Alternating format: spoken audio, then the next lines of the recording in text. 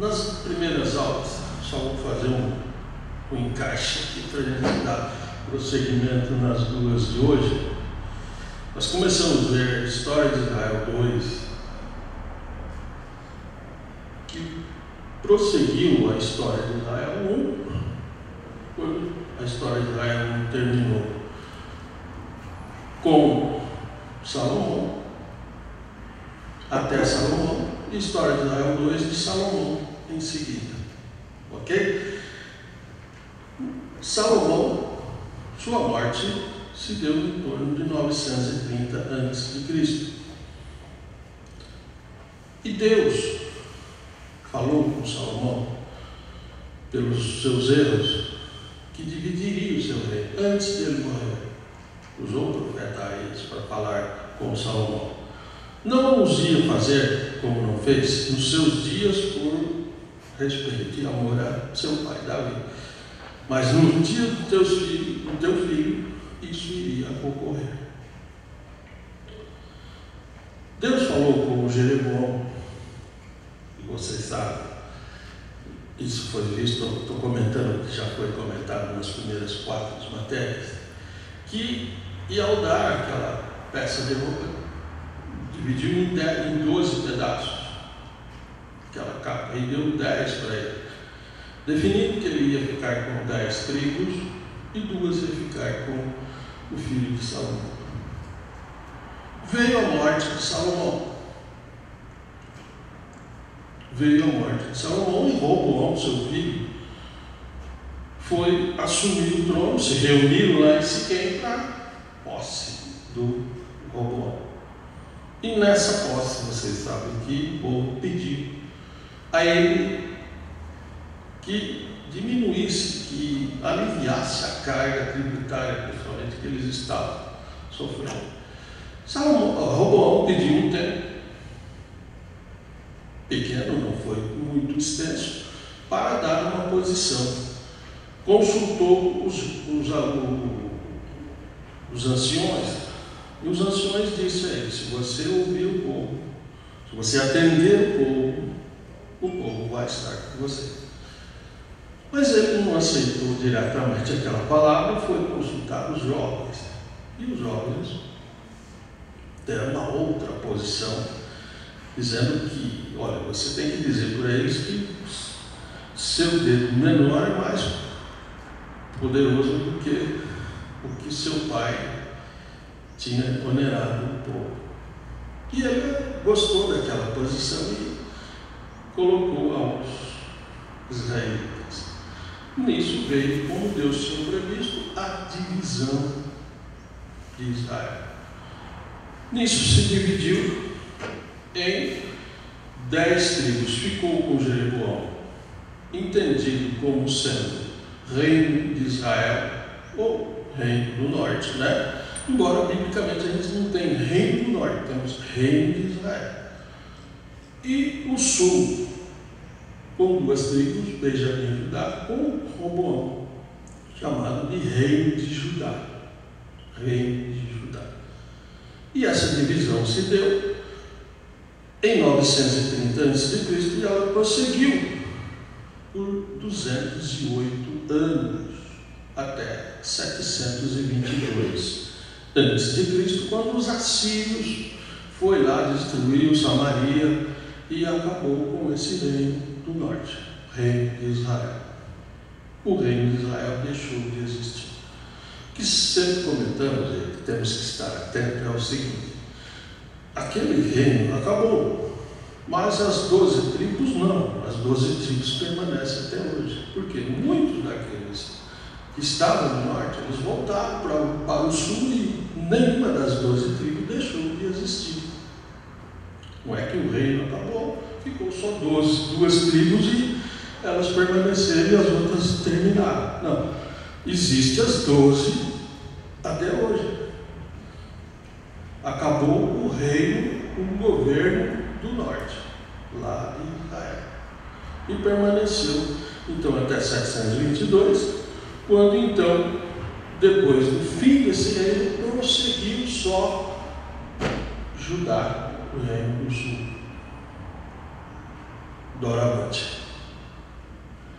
Nós comentamos nessas primeiras 4 lições essa divisão, a sequência desse reino de Israel até 722 a.C., quando o último rei foi o rei Uzias. Ok? Isso foi comentado nas primeiras 4 lições, começando com Jeroboão até o Uzias, quando terminou o reino do norte. Foi comentado também como ali foi formado os samaritanos. Ok? Também foi comentado na lição número 4. Foi comentado na lição número 4. Na sequência, aliás, foi comentado também que desses 208 anos desse reino de Israel, teve 19 reis que reinou naquele reino. Todos os 19 foram ruins, péssimos, ou nenhum foi obediente à palavra de Deus. Todos foram ruins. Seguiu a idolatria que começou com Jeroboão. Desses 19 que foram ruins, 2 se destacou entre eles. Não que o destaque foi bom, o destaque foi mais negativo ainda. Foram piores do que os demais, que foram ruins. Que foi? O primeiro, o Jeroboão, que o histórico dele, vocês viram na lição número 1, né? Que fez muita coisa errada. Deus tinha prometido que se ele fosse fiel, a sua casa manteria esse reino, e ele fez tudo ao contrário. O Jeroboão, um deles. E o segundo foi o Acabe, o rei Acabe.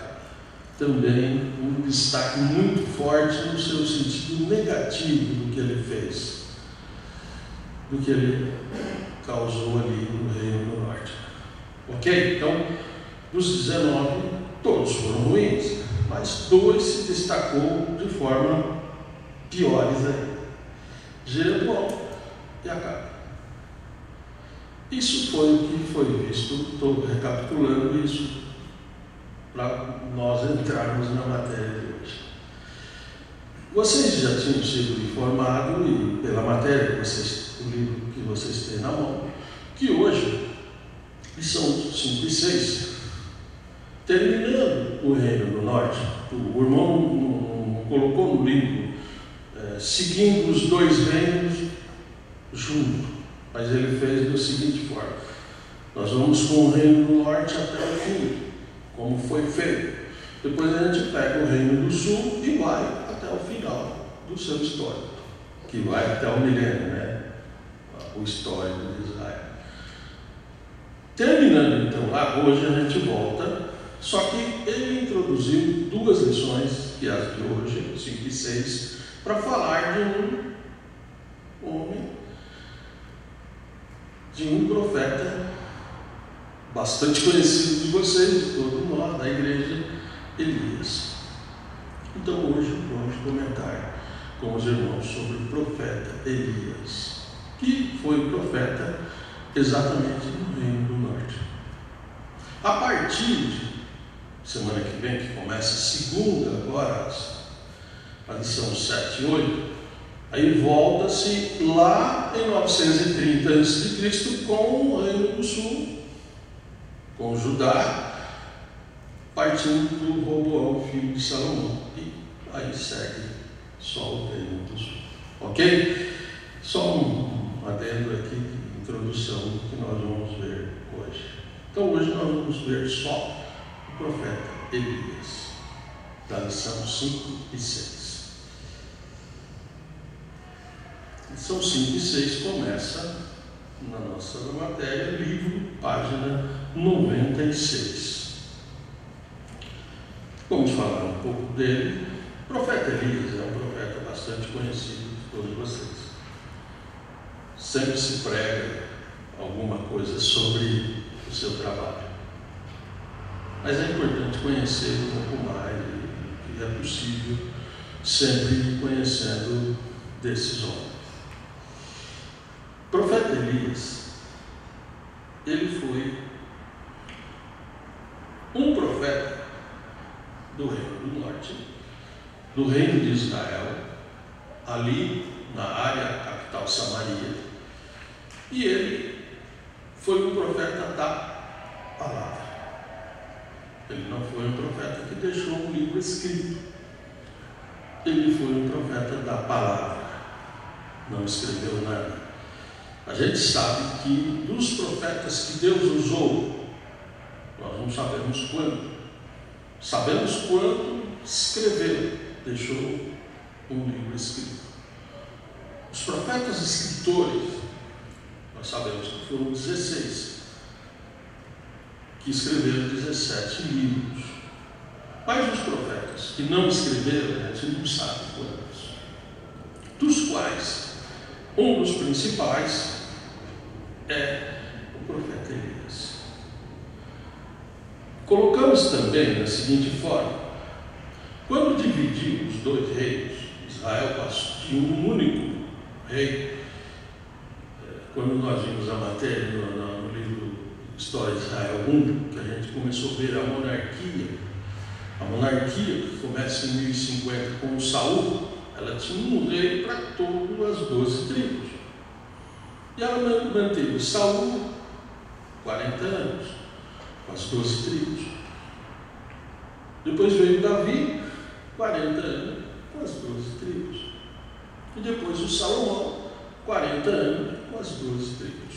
Então Deus tinha um povo, as 12 tribos, formando o povo de Deus. Mas agora, a partir de 930 até 722 a.C., tem dois reinos. Divide-se o povo de Deus. Tem dois reinos, formando dois governos. Eu sempre coloco, vamos supor hoje, para um exemplo, não que seja igual, né? Porque você tem duas Coreias, Coreia do Norte, Coreia do Sul. Era uma só, se dividiu. Você tem lá um governante coreano do Sul e um governante coreano do Norte. Embora são diferentes as formas de governo, né? Depois, Israel fez isso, só que depois deixou de ter um rei. Mas Deus, enquanto tiver os dois reinos, era o povo de Deus. E Deus não deixou de lado nenhum dos dois. Deus continuou falando com os dois reinos. Deus usou profetas para falar no sul, para falar no norte. Então ele não excluiu nenhum deles, mas continuou sendo seu povo, tanto norte quanto sul, quanto Judá, quanto Israel. Ele não abandonou ninguém. Ele continuou firme, falando com eles todos. Ok? Tanto que eu tenho aqui um mapinha, alguns de vocês devem ter. Aqui a gente tem a divisão. Aí é difícil para vocês verem as coisas. A cor verde aí é os reis maus e a cor branca é os reis bons. Tanto aqui você tem norte e sul. E os profetas que foram, e você tem aqui a parte unida, os três reis, que era único para todo o povo. Então lá no sul, antes da divisão, tivemos Samuel, um profeta do Reino Unido, Natã, um profeta do Reino Unido. Depois da divisão, nós temos a parte norte, a parte de Israel. Tivemos o profeta Aias, o profeta Aías, que falou com Jeroboão, que falou com Salomão. Elias, que vamos estudar hoje. Eliseu foi dessa área, também sucessor de Elias. Jonas, o profeta Jonas, dessa parte de Israel. Amós, embora Amós fosse de Jerusalém, mas Deus mandou ele profetizar lá no norte, lá no reino de Israel. E Oséias, o profeta Oséias, que tem um livro escrito. De profetas escritores dessa área, nós temos o Amós, o Jonas e o Oséias, o profeta Oséias. Da área sul, da área de Judá, nós temos o Azarias, o Obadias, o Joel, o Isaías, o Miqueias, o Naum, o Sofonias, o Abacuque, o Jeremias, o Ezequiel, o Daniel. São mais porque esse reino foi até o final dele em 586, com o término da monarquia, né? Então perceba que Deus falou com Israel e com Judá. Não deixou de falar com nenhum deles, mas continuou cobrando deles e falando com os dois reinos.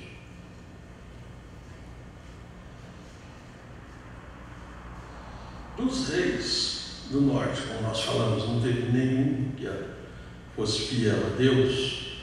No sul, que vai ser a próxima matéria que vai seguir agora, de Roboão em seguida, nós vamos encontrar reis que foram fiéis a Deus. No sul teve reis que foram fiéis a Deus. 8 foram aprovados, 11 não, e uma rainha também. Bom, o profeta Elias, nós sempre foi o profeta da palavra. O profeta Elias também é um dos 2 homens que não passaram pela morte física aqui na terra. Ok? Vocês lembram do primeiro? O primeiro foi Enoque. Enoque foi trasladado, não verão, não passou pela morte física, antes do dilúvio, não foi? Então Enoque foi um homem que Deus trasladou, tirou da terra antes da sua morte física e levou ao céu, antes do dilúvio. Depois do dilúvio, no tempo da lei, nós temos o Elias. Temos o Elias. E no Novo Testamento, quem que foi? No Novo Testamento a gente entende a igreja. Ok? Não foi ninguém que Deus trasladou vivo. Mas a Bíblia diz que na vinda de Jesus, aqui Paulo fala, né? Aqueles que estiverem ali salvos esperando Jesus, será transformado e subirá com o Senhor. Então nós temos um no Antigo Testamento antes do dilúvio, um no tempo da lei também, que foi Elias, e no Novo Testamento e vemos a igreja, né? Aqueles que aqui estiverem preparados para o retorno do Senhor. Então Elias foi um desses 2 que não passou pela morte física, um profeta do Senhor. Elias, aqui na página 96 ainda, Elias é um representante, ele não foi o primeiro profeta, Deus usou muitos outros antes dele. Muitos outros foram usados antes dele ser profeta do Senhor. Mas ele ficou com uma marca, sendo um tipo de um representante do ministério profético. Então Elias foi uma marca representativa do ministério profético, que veio esse ministério, Deus usando esse ministério, os seus profetas, até João Batista. Por isso que o Lucas escreve, no capítulo 16 do seu Evangelho, que a lei dos profetas duraram até João Batista. Isso tem a entender que João Batista foi o último profeta do ministério profético do Antigo Testamento. Termina com ele. Ou alguém pode pensar, bom, mas não foi o Malaquias? Não, Malaquias foi o último profeta escritor, o último profeta que falou nesse ministério foi o João Batista. Ok? Elias ficou como um representante desse ministério. Temos aqui no nosso livro, na página 96, 17, 1 a 3 de Mateus. Vocês já devem ter lido isso. E fala diz respeito quando o Senhor Jesus levou os seus discípulos, escolheu Pedro, Tiago e João e subiu a um monte, e ali ele transfigurou-se. Ok? E nessa transfiguração que ocorre ali, vem e fala com ele dois personagens do Antigo Testamento, exatamente, Moisés e Elias. Moisés e Elias. Entende, podemos entender desta maneira, que ali Jesus é o Redentor, é o que vai proporcionar a salvação. Mas até ali vigorava a lei. E a lei, podemos entender que ela tem a parte da lei, o Antigo Testamento, a lei, os profetas, a história e os livros poéticos. Mas nesse sentido a gente pode entender que Moisés representa a lei, como se dizer, a lei cumpriu os seus desígnios, fez a sua parte, agora é com Jesus. E nesse sentido, completando o que é do Antigo Testamento, vem o ministério profético, através de Elias, para dizer, o ministério profético cumpriu a sua parte, veio até João, fez a sua parte, agora é com Jesus a salvação. Ok? Então, Elias ali, Moisés está representando a lei, Elias está representando o ministério profético. Todos os profetas foram antes dele, depois dele, até João. Ainda continuando, na página 96 tem uma colocação. Elias é mal entendido pelo Espiritismo, pelo menos pelo fato dos espíritas não terem a noção espiritual da palavra de Deus. E o Espiritismo, vocês sabem que eles têm uma das suas colunas básicas é a reencarnação. Não é assim? Coluna base, uma delas é a reencarnação, que vocês sabem que eles entendem e pregam e ensinam que a pessoa morre, seu espírito vai para os lugares determinados aí que nem eles sabem, mas depois que uma criança é gerada, aquele espírito se reencarna, sendo a mesma pessoa se reencarnando para ir melhorando até não precisar mais se reencarnar. Essa é a base doutrinária do Espiritismo. Mas o Espiritismo procura também buscar algum apoio bíblico para dizer, está vendo? A Bíblia também está de acordo com a nossa base, o nosso pensamento sobre reencarnação. Mas não tem base bíblica para isso. Mas eles procuram alguns versículos, como todos as chamadas heresias, busca lá um ponto de apoio para dizer, está vendo? Está aqui na Bíblia. Bom, às vezes não é nada daquilo que ele busca dar parâmetro no seu pensamento. E o Espiritismo tem uma base no sentido do Elias. E eu passo para vocês. Quem pode ler, vamos ler Malaquias capítulo 4, versículo 5. Quem achar pode ler para nós.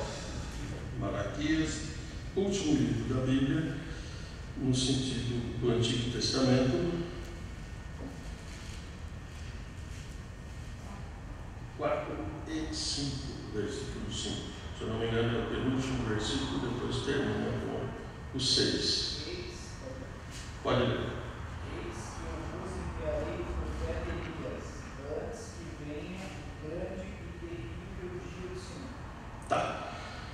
Malaquias, usado por Deus, pelo Espírito Santo, está escrevendo e escreveu, dizendo: antes que chegue o terrível dia do Senhor, eu vou enviar o profeta Elias.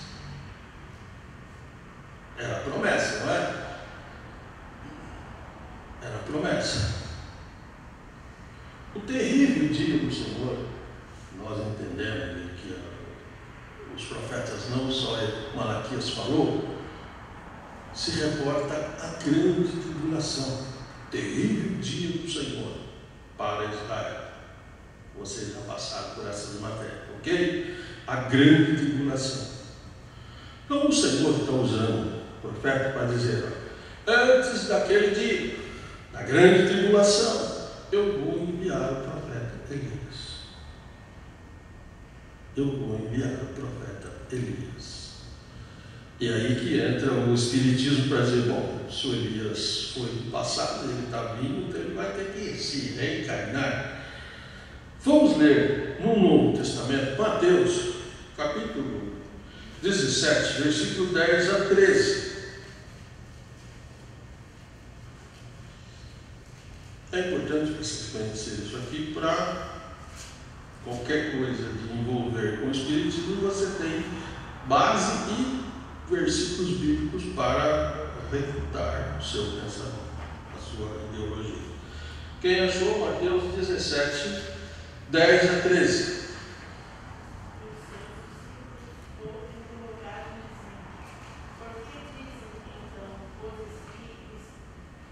Os escribas, né?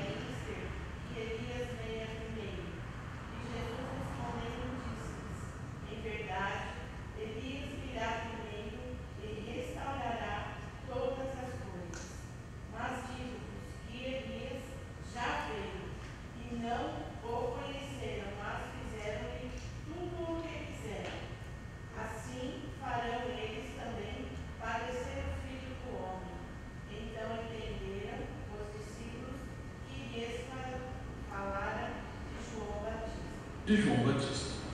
Eles perguntaram para Jesus, bom, os escribas, os conhecedores, os doutores da lei, estão dizendo que Elias virá, e ele toma essa base que eles conheciam.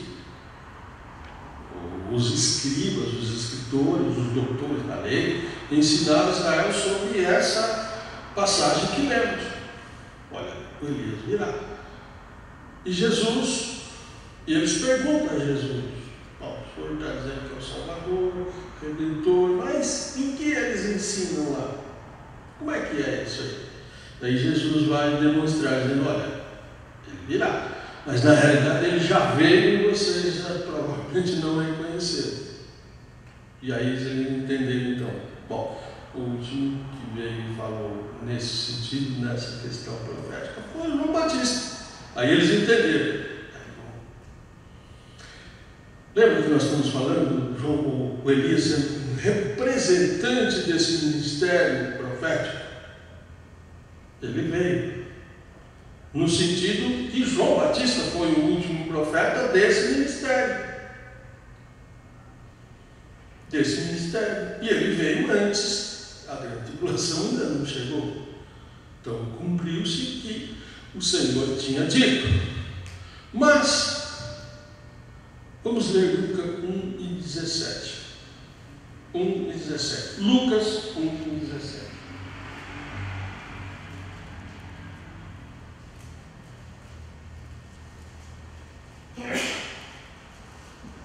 Quem achar pode ler.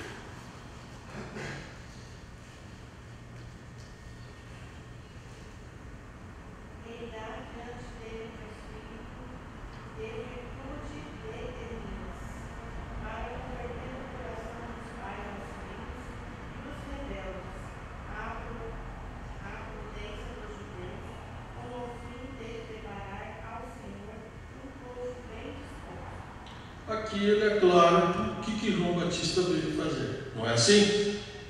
Ele virá na virtude espiritual desse ministério profético, não Elias reencarnado, mas no ministério com o mesmo espírito que veio todos os profetas, na virtude espiritual. Ficou claro essa parte? Em qual os espíritos fazem aí tentam uma base para a sua formação da coluna da base de reencarnação. Não. João Batista veio como veio todos os profetas. Falar na virtude do Espírito Santo, na virtude como o profeta apontando Jesus como Salvador. Eis aí o Cordeiro de Deus que tira o pecado do mundo. Virtude profética. Ok? Então, é importante conhecer essa parte, ter esses versículos marcados, que você entenda o porquê que o Malaquias fala que enviaria Elias antes do terrível e grande dia do Senhor. Elias, um representante do ministério profético. João Batista foi um desses profetas. Diga. Jesus está falando que João Batista veio com o espírito de Elias, mas o espírito que está falando é a unção. O mesmo que os profetas, não o Elias reencarnado. Não o Elias. Ele está fazendo, ele tem uma junção com a aparição de Elias e Moisés.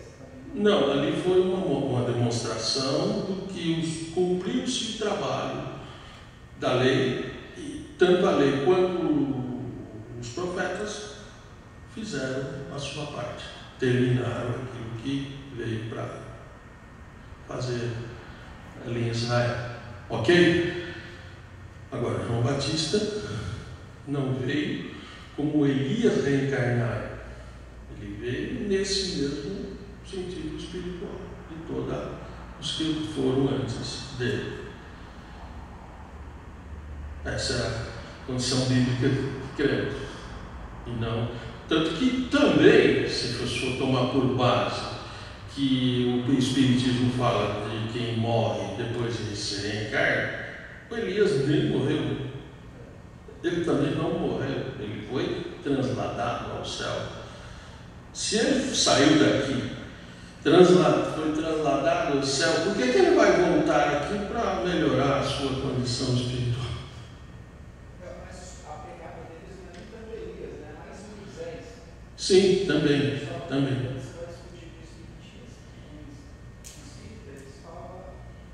O argumento deles é mais a questão de Moisés, porque realmente Elias foi declarado, eles não falam de Elias, não falam disso. A Bíblia, a conversa é mais Moisés. Por que Moisés aparece? Tá, também, embora eu já ouvi alguns espíritas falarem no sentido Elias, ok?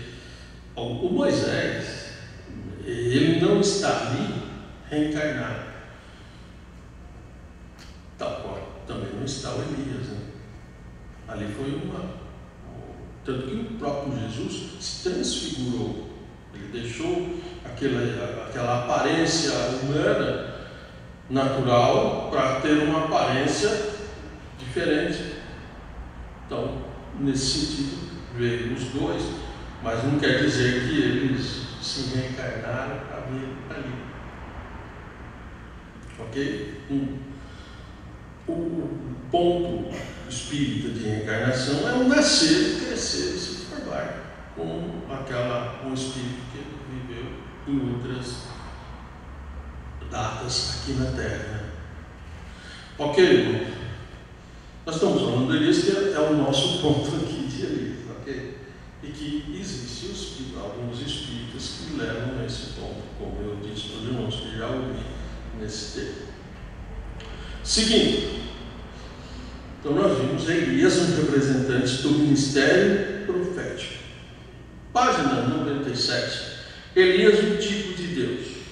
Em que sentido Elias, um tipo de Deus? Que o irmão colocou aqui na sua matéria. Demonstrando a realidade da tipologia de Deus Pai Todo-Poderoso, Elias declarou, em tom pessoal, que por 3 anos e meio não haveria chuva sobre a terra, afirmando, segundo a minha palavra. Vou ver isso com vocês lá no capítulo 17, quando entrarmos nesse versículo, ok? Mas é uma afirmação deles. Conforme a minha palavra, não vai chover. E esses 3 anos e meio, a gente sabe, foi o Tiago, no capítulo 5, 17 e 18, que ele procura mostrar que aquele tempo determinado por Deus, que Elias fala como Acabe, é 3 anos e meio. Embora no versículo 17 o capítulo 17, versículo 1, ele fala anos. E esse anos é 3 anos e meio. Veremos lá. Então é nesse termo que o Elias é um tipo de Deus Pai. Por outro lado, Elias, não conhecemos, não há biblicamente o seu histórico antes dele iniciar o seu ministério profético. Até nem temos conhecimento se ele começou o ministério profético ali, possivelmente sim. Ele era profeta antes, a Bíblia não cita. É provável que Deus chama ele e ali ele tem o seu início do seu ministério profético. Ok? Mas não conhecemos, por exemplo, quem é o seu pai, quem é a sua mãe, se ele tem irmão, se ele tem irmã, se ele é casado, se não é. Nada disso fala sobre profeta. Provavelmente não era casado. Mas pai sim, mãe tinha. Só diz que ele era de Tisbe, numa região de Gileade. Não tem outro informativo a respeito do profeta. Elias, um homem e o seu tempo, ainda na página 97. Elias profetizou nos dias do rei Acabe. Ele vai falar com Acabe. Então ele, partindo desse pressuposto, ele inicia seu ministério ali quando Deus o leva ou envia a falar com o rei Acabe. Ele profetizou, o irmão coloca aqui no final da página 97, no reinado de Acabe, de 874 a 852, e no reinado de Acasias, seu filho. Acasias, após a morte de Acabe, seu filho Acasias, que reinou 2 anos, assume o poder. Elias ainda está profetizando.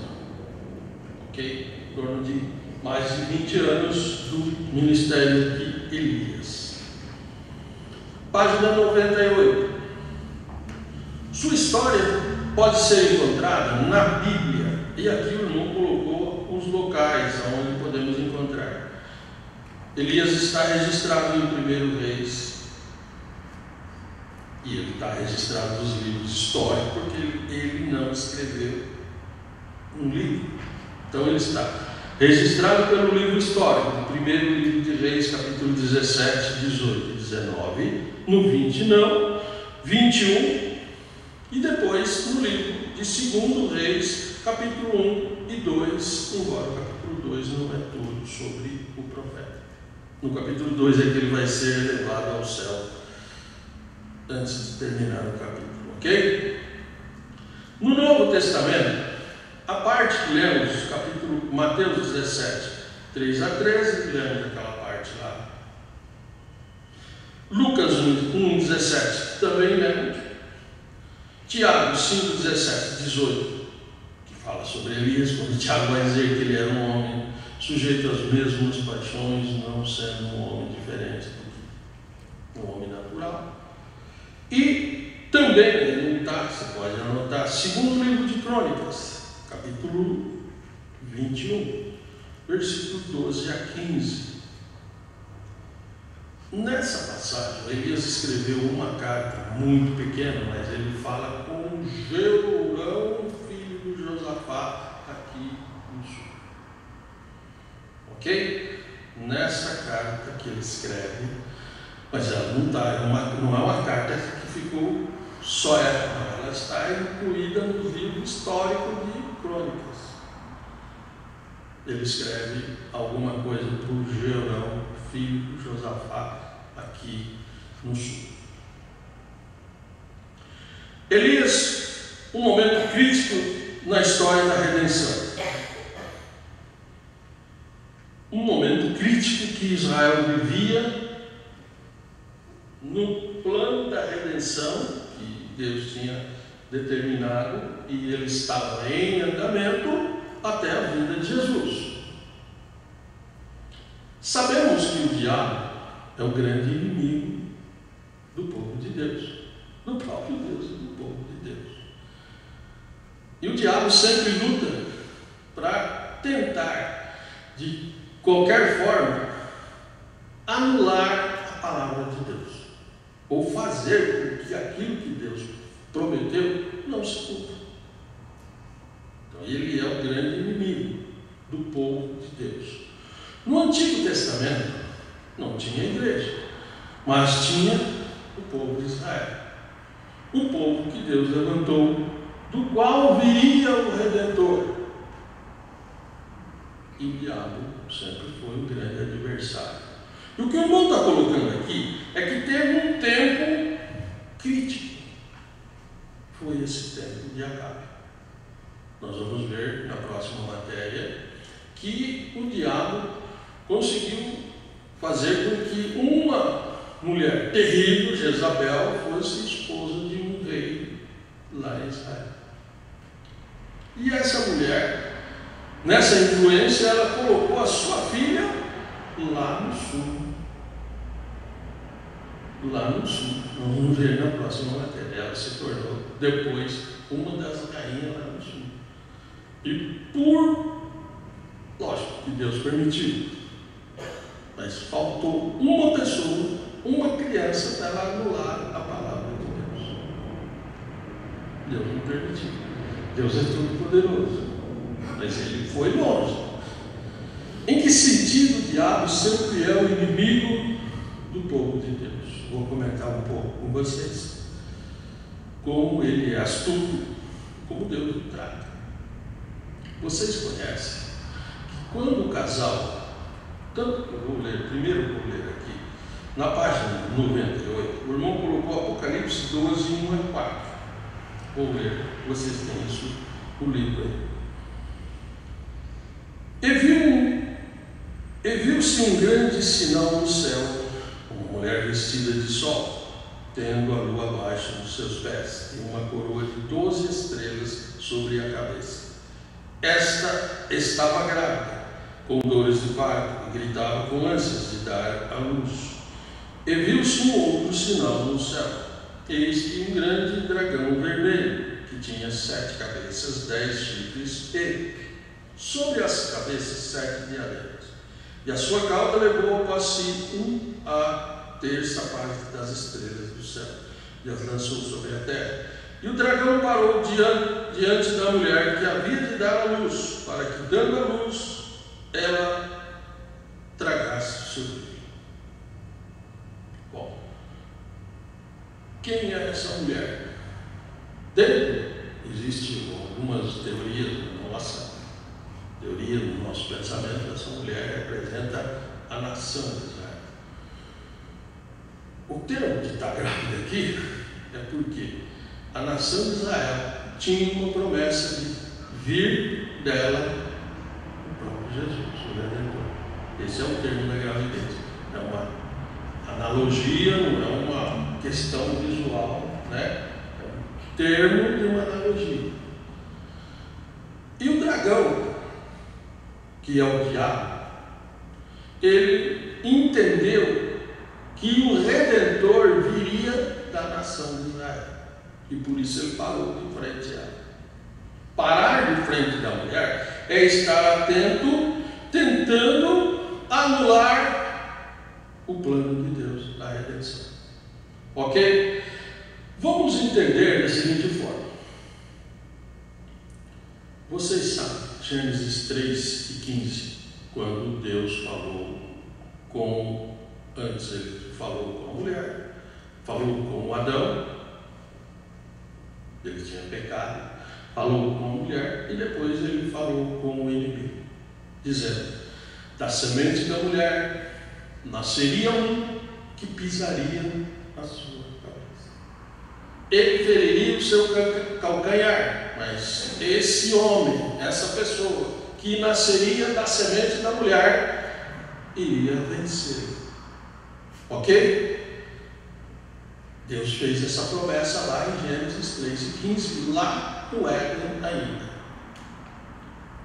O diabo, quando ele leva o casal a pecar, provavelmente ele pode ter pensado: venci, essa parte eu terminei. Só que ele não sabia que Deus tinha um plano para salvar a descendência desse homem que ele levou a pecar. Ele não conhecia.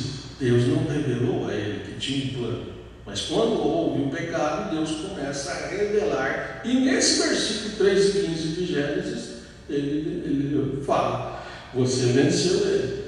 Você levou eles a pecar. Mas dessa semente vai vir um que vai vencer você. E o diabo. Foi só isso que Deus colocou nele. Passou-se 1652 anos e o diabo está atento. Não nasceu desse homem. Não veio esse homem da semente da mulher. Deus destruiu praticamente quase toda aquela geração, ficando apenas 8 almas. Mas o diabo, Deus não falou mais nada com ele. Quando seria? Não. Deus só registrou Gênesis 3 e 15. Mas o diabo é atento, ele conhece Deus. Ele sabia que se Deus disse, uma hora se cumpriria. Começa-se depois do dilúvio com os 3 filhos de Noé, que vocês sabem, sem caminho da fé, e o pecado continua. Passa-se mais de 400 anos, 2000 anos depois que Deus disse lá em Gênesis 3 e 15, que da semente da mulher nasceria um que ia vencer. Deus chama Abraão. Vocês sabem, conhecem lá Gênesis capítulo 12. Abraão, sai da tua terra, da tua casa, da tua parentela, vai para uma terra que eu vou te mostrar. Lá eu vou te fazer uma grande nação, em ti serão benditas todas as famílias da terra. O diabo entendeu e disse: é dessa família aqui, aquele que Deus prometeu lá, não é? Há 2000 anos atrás, é daqui que ele vai chegar. E ele acertou. Ele acertou. Então, quando forma-se a nação de Israel, porque Abraão não teve 12 filhos, não se formou só em Abraão a nação israelita. Vocês sabem que veio o Isaac. Mas Isaac também não teve 12 filhos e começou já na nação de Isaac. Isaac teve mais 2 filhos, Jacó e Esaú. Mas Jacó herdou a primogenitura e ele sim teve 12 filhos e formou a nação de Israel. O diabo está atento. Ele tem aquele Gênesis 3 e 15 na sua mente. Formou-se 12 tribos. De qual ia? Ele está parado, ele está de frente, como se diz, ele está atento à nação de Israel. Seu objetivo é anular aquilo que Deus prometeu em Gênesis 3 e 15. Estou colocando com base nessa passagem de Apocalipse. Mas um dia, como Deus é poderoso e Ele não se preocupa com o diabo, se ele vai saber o que ele vai fazer ou não, Ele fez um pacto com Davi e disse que da casa de Davi não faltaria varão nessa sua. E o diabo entendeu: é dessa casa que ele vai vir. E ele acertou de novo. Por isso ele parou diante dessa nação, dessa mulher representativa de Israel. E Deus, depois que ele revela que ele seria aquele que sentaria no trono de Davi, e o diabo sabe, então é daqui, é dessa família, é dessa tribo que virá o prometido de Gênesis 3 e 15. Ele está atento. Por isso ele tentou acabar com a casa de Davi aqui, nesse tempo, com Jezabel e com Thalia. Ele fez de tudo e ele sempre foi o grande inimigo de Israel. Hoje ele é da igreja. Israel também, porque Deus tem uma promessa para com Israel. Mas hoje o seu alvo somos nós. E Deus, que quer sempre o bem do povo e faz tudo para que o homem conheça Ele, que atente a Ele, revelou onde nasceria aquele que Ele prometeu em Gênesis 3 e 15, que Ele nasceria de uma virgem, que Ele nasceria em Belém. Tudo que se diz respeito a Jesus, Ele revelou através dos seus profetas. não me importando com o diabo. Para dizer, eu não vou revelar porque ele está atento. Não, ele está preocupado com o homem, não com o diabo. Ele é todo poderoso. E ele revelou tudo sobre o que iria acontecer com Jesus. E o diabo não conseguiu impedir. E lá em Belém, naquela noite, naquela estrebaria, nasceu de Maria aquele prometido de Gênesis 3:15. Jesus nasceu naquela estrebaria. E o diabo olhou e disse: esse é aquele que há 4.000 anos o Senhor me disse que viria. É esse. Esse é aquele. Deus não falou mais nada com ele. Não ficou falando, não, diabo, eu vou fazer nada. Não falou mais nada. Mas o diabo sabia, e sabia que Deus, prometendo, ele iria fazer.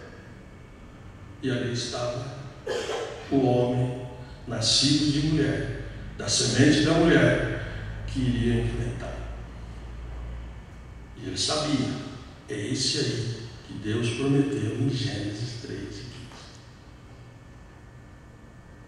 E Jesus foi crescendo, mas o diabo está atento. Jesus é chamado para o batismo. João Batista começa a batizar. Chegou o tempo. Jesus vai para as águas e passa pelo batismo. E quando ele sai das águas, vocês conhecem a passagem que sobre ele desce o Espírito Santo na forma de uma pomba, porque o Espírito Santo tem os seus símbolos. E um dos símbolos do Espírito Santo é a pomba. Não veio como fogo, veio como uma pomba. E o anjo leva para o deserto, para a batalha. Ele venceu o casal. Ele precisa ser vencido por esse prometido. E lá vocês conhecem a batalha que está lá em tanto Lucas 4 quanto em Mateus 4, de 1 a 12, de 1 a 11. Essa batalha com 3 tentativas de levar Jesus a errar, a falhar, mas ele perdeu. Mas o bizarro, o vencê-lo, ainda na minha concepção, não foi naquela batalha. Aquela batalha teria que acontecer, porque ela foi marcada em Gênesis 3:15. Mas o diabo ainda tentou levar Jesus a errar, a falhar, até a cruz. E lá na cruz ele ainda fez as últimas tentativas. Quando ele usa uma daquelas pessoas para dizer: se tu és o Cristo, o Filho de Deus, desce da cruz, salva-te a ti e a nós. Não foi isso que ele disse? Aquela pessoa. Mas ele não desceu. E ele foi até o fim, ao ponto dele dizer: Pai, em tua mão entrego o meu espírito, está consumado. Ali o diabo é vencido. E é por isso que ele, ao 3º dia, ressuscitou. Ok? Então o diabo é astuto. Por que ele parou diante da mulher? Ele sabia que Deus enviaria o Redentor, o Salvador, prometido, revelado em Gênesis 3:15. Quando ele nasce, ele sabe, é aquele que Deus prometeu. Ok? Seguindo sobre o Elias, página, ele fala na página 99 do casamento, que Acabe, que a gente já até tinha comentado em outras, nas lições lá sobre Acabe, 1, 2, 3 e 4. Página 100. Vamos fazer aqui um corretivo? Na página 100, vocês têm assim: Israel em estado de miserabilidade espiritual, que é o que eu comentei, o fato de que estava nesse tempo. Aqui está escrito assim: Acabe foi o 6º rei de Israel. Na realidade, ele foi o 7º. Ok? Dá uma riscadinha aí, a gráfica é boa. Então, é o 7º rei de Israel. Página 102. Segredo do ministério vitorioso. Se Elias foi um profeta, teve um ministério de vitória, teve uma forma dele agir. Teve um segredo. E o que ele fez para ter essas grandes vitórias? E o irmão colocou aqui. Primeiro, Elias aprendeu a confiar em Deus. Ele teria que confiar em Deus para falar naquele tempo com o próprio rei Acabe. Confiar em Deus aqui, vamos tomar por base o seguinte: ser um profeta no Antigo Testamento, em quase todo o seu tempo, não era fácil. Era um risco de vida. Muitos foram mortos, muitos foram abandonados, presos. Hoje não temos mais esse ministério profético. Temos os profetas que são do Espírito Santo, que recebem um dom espiritual, dom do Espírito Santo, ok? Mas é alguém que eu sou profeta, eu falo. Só que hoje no nosso tempo é diferente. Naquele tempo o profeta era difícil, precisava confiar em Deus. Hoje, infelizmente, tem muitos desses que enganam o povo, falam um monte de coisa errada aí, não acontece nada. Lá tinha os falsos também? Tinha, mas ele teria que ter um apoio do próprio rei, desse não. E aquele que era o verdadeiro sofria as consequências de um rei mau. E Elias foi um profeta nesse tempo. Então teria que confiar em Deus, aprender a confiar em Deus. Elias aprendeu a depender de Deus. Israel também aprendeu a depender de Deus lá no deserto. E Elias aprendeu a depender de Deus. Nós vamos ver mais à frente que ele foi para um lugar, lá para o ribeiro de Querite, e lá não tinha ninguém, não tinha casa, não tinha. Ele dependia totalmente do seu alimento material de Deus. E ele confiou em Deus e dependia totalmente de Deus. Elias aprendeu a ter intimidade com Deus.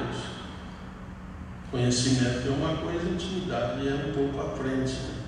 É aquele que tem mais intimidade, é uma coisa mais chegada. Elias, na fraqueza, era semelhante a nós. Então ele não era um Deus, não era um super-homem, uma pessoa fora da normalidade. Ele era um homem natural, como qualquer foi antes dele e é depois. Ele não foi um homem diferente. Elias aprendeu a fortalecer-se em Deus. Ele passou por uma situação difícil, mas se fortaleceu no Senhor e continuou a sua batalha.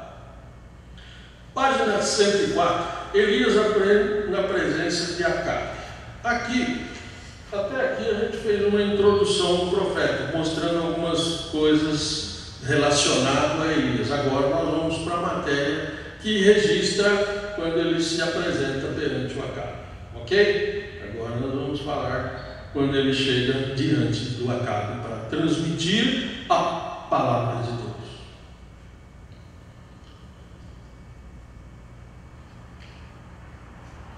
Deixa eu colocar para vocês o seguinte: é um pensamento meu, não é de outros professores, ou talvez vocês não vão achar isso em livro nenhum.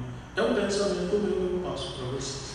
Eu divido o ministério de Elias em 3 etapas. Primeira etapa vai de quando ele fala com Acabe até a morte dos falsos profetas.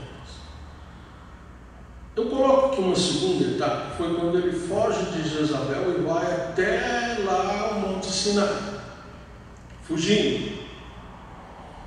E eu coloco a última etapa, a terceira, quando o Senhor revigora ele e ele volta e termina o seu ministério. Ok? É um pensamento. Você pode pensar diferente, não tem problema. Então eu coloco aqui essa primeira etapa, quando ele é designado pelo Senhor a falar com o Acabe. Antes que eu me esqueça, aqui tem um versículo bíblico. Segundo está marcado assim, 2 Reis 17, 2 e 3. Aí Mas não é segunda, é primeiro. Também dá uma certa coloca. Primeiro livro de Reis. Ok? Essa passagem aí é o primeiro livro de Reis.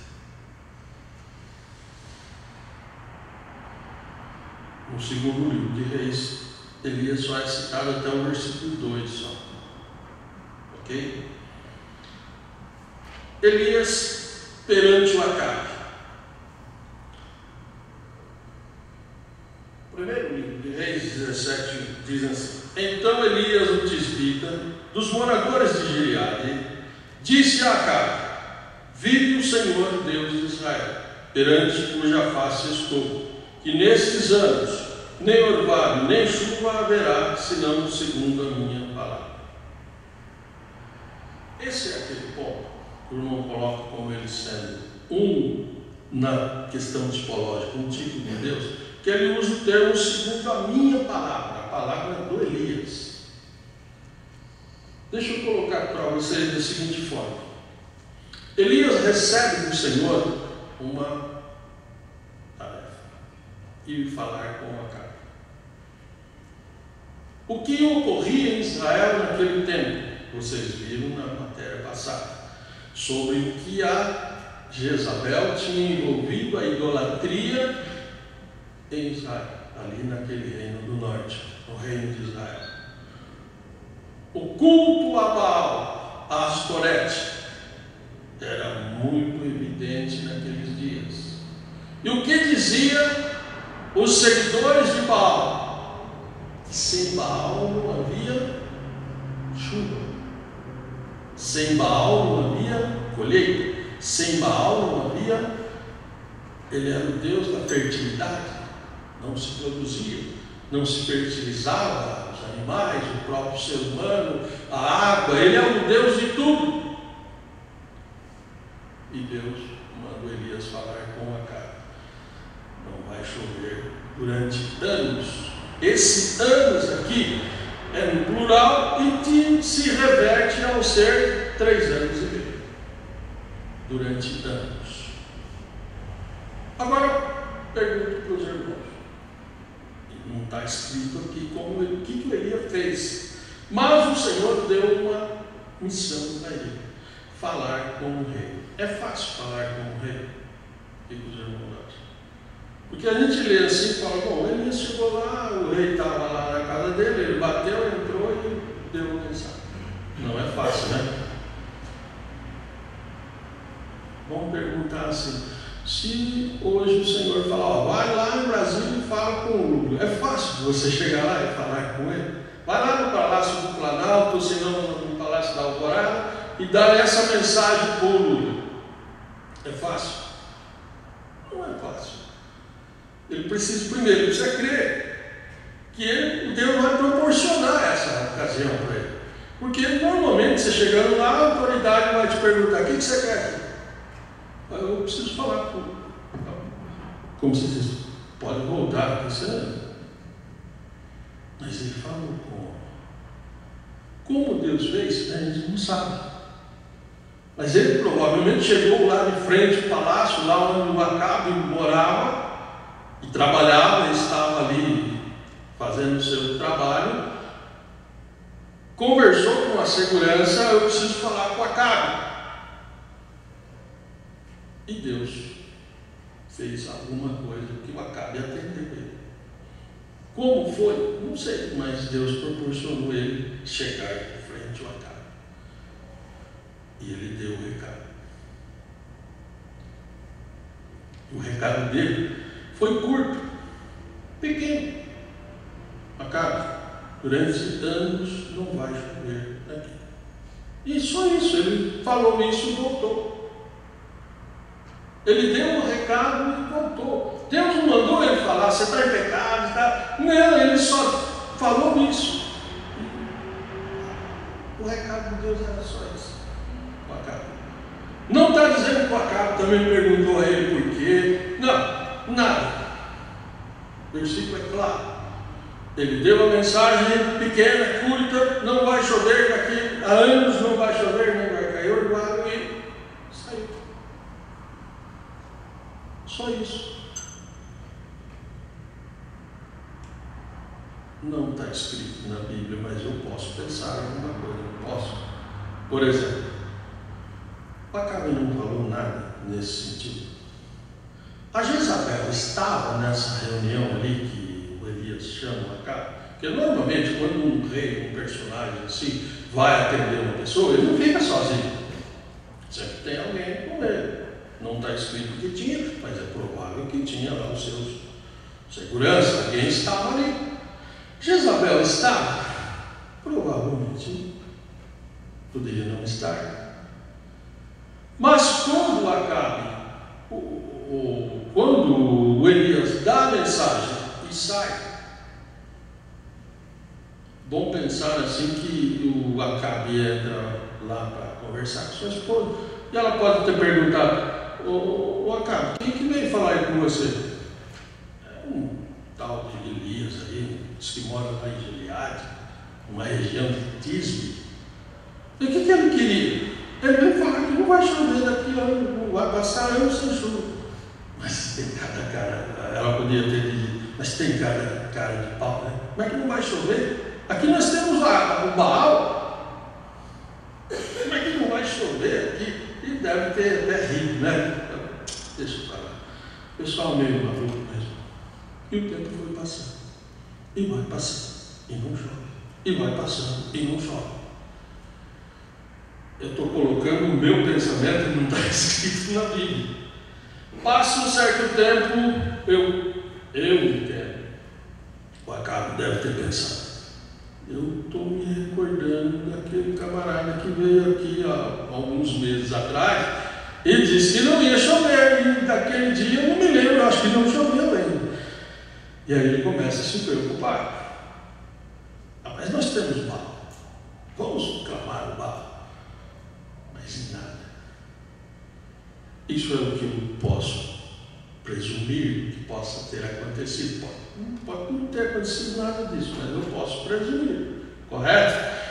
Mas a Bíblia segue do oposto que acontece com Elias. Vou ler a sequência do versículo 2 assim. Então, o versículo 1, ele diz: segundo a minha palavra. Até nesse sentido que eu ia comentar com vocês, segundo a minha palavra. Por que não a palavra de Deus? Eu entendo que Deus usou ele a falar desta maneira, segundo a palavra do Elias, indiretamente era de Deus, porque o Elias foi o portador de dizer: não vai chover durante anos, segundo a minha palavra. Como se diz, só vai chover quando eu voltar aqui e dizer: vai chover agora. E foi isso que aconteceu. Então, segundo a palavra dele, não ia chover enquanto ele não voltasse e trouxesse a outra mensagem: agora vai chover. Mas não era uma palavra dele, é Deus usando dessa forma para dizer: Elias, não vai chover quando você disser, daqui em diante não chove. Mas quando eu mandar você lá e aí você disser, agora vai chover, aí ele chove. É essa forma que eu entendo que Deus usou para falar com o Acabe. Talvez para seguir do capítulo 17, versículo 2 a seguir, diz assim: depois veio a palavra do Senhor dizendo ao Elias: vai-te daqui, vira-te para o oriente, esconde-te junto ao ribeiro que está de Querite, que está diante do Jordão. Há de ser que beberás do ribeiro. A água ainda tinha lá. Não, nem tinha começado a secar. Então tinha água ali do ribeiro. Há de ser que beberás do ribeiro. E eu tenho ordenado aos corvos que te sustentam.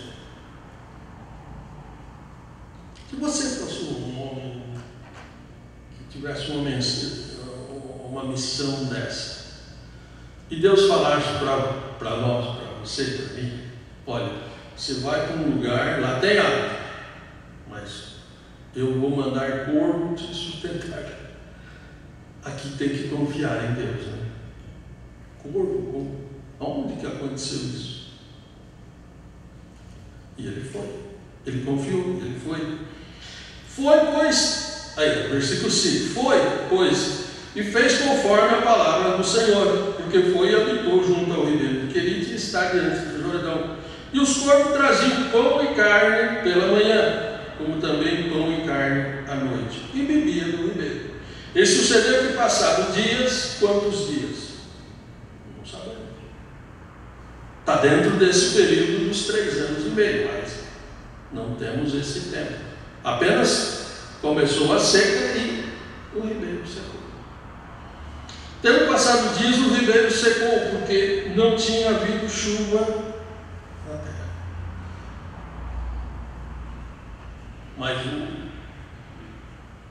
o Elias foi para aquele lugar que Deus tinha lhe indicado que fosse.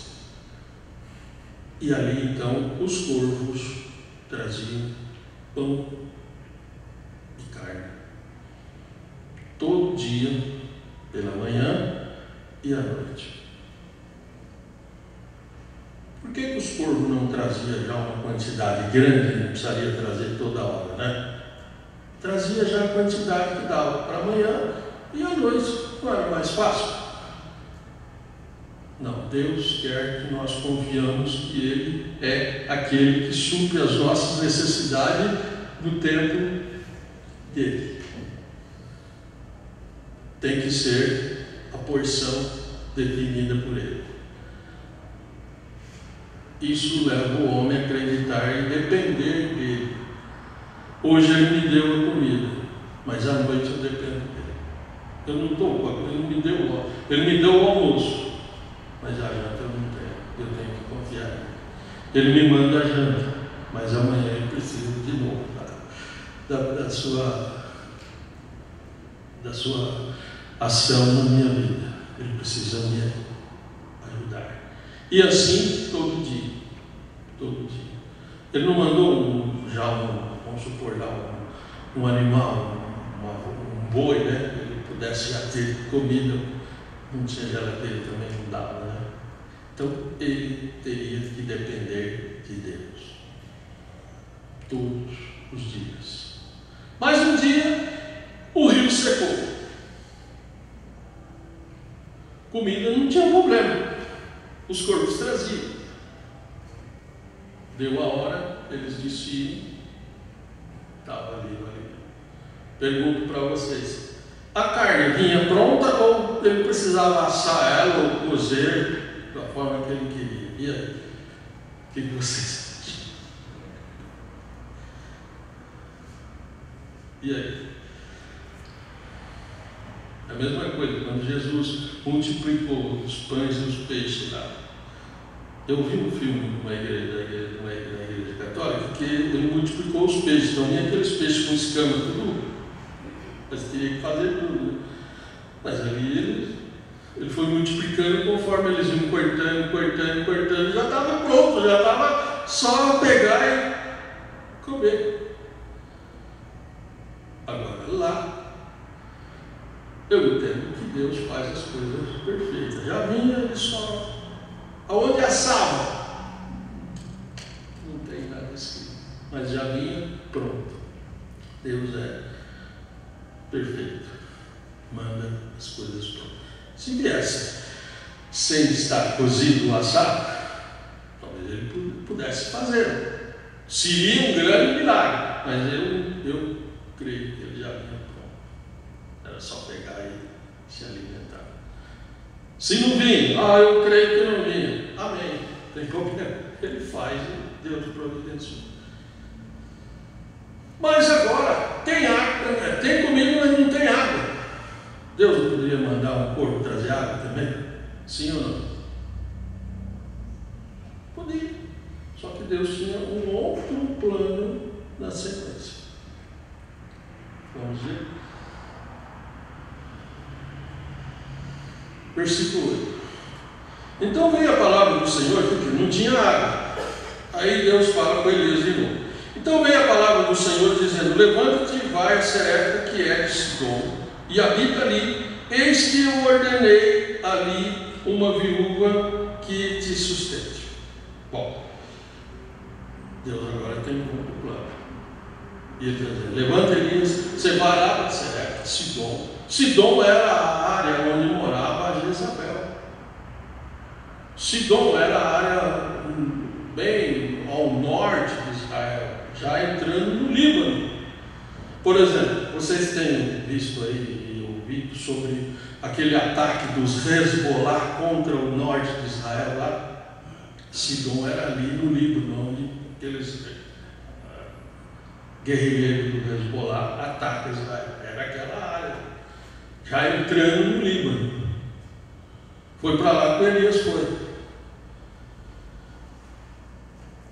E lá o Senhor disse: eu tenho lá uma viúva que vai cuidar de você.